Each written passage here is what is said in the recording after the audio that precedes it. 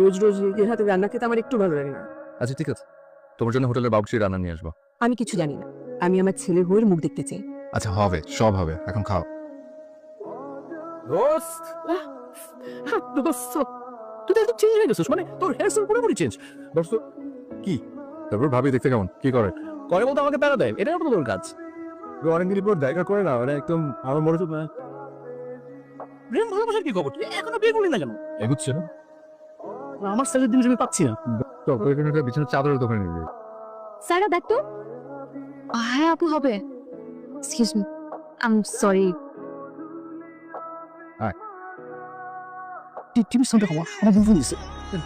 কোথায় তুমি? আমি তো রিসোর্টে, আমার এক বন্ধু ওর চাকরি চলে গেছে, তো জন্য আমি ওকে মানে সান্ত্বনা দেওয়ার জন্য ওর সাথে রিসোর্টে আসছি। তোমার পাশে কে হাসছে? বুক চাপড়ে কাঁদতেছে। ও মেয়েটা কিন্তু অনেক সুন্দর ছিল।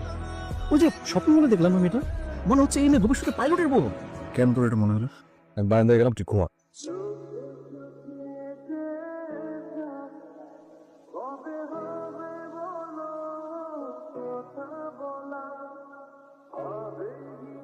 জীবনে প্রথম তোর কোনো ধারণা সত্যি হলো। ওই মেয়েটা এলাকার না, এই রিসর্টে উঠেছে আমাদের পাশেরটায়।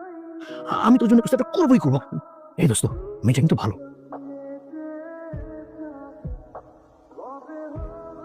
আপনি ভালো আছেন?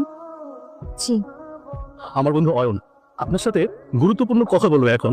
আমি তোর রাস্তা বানিয়ে দিচ্ছি। বন্ধু একটু পাঁচামি করেছে। It's okay. গতকাল আমরা খুব রাত পর্যন্ত আড্ডা দিয়েছি, তাই দুই বন্ধু মিলে এসেছেন। জি, আমি সারা। আমি অন। আপনি ঢাকা থেকে? জি। আপনি কি করেন? আমি পারো। আমি জব। আর জীবন আমি ছড়া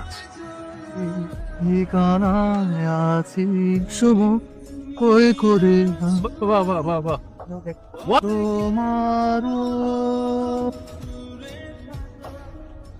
কি রে, একা একা তুই কি ভাবছিস? কিছু না, এমনি ভালো লাগছে না।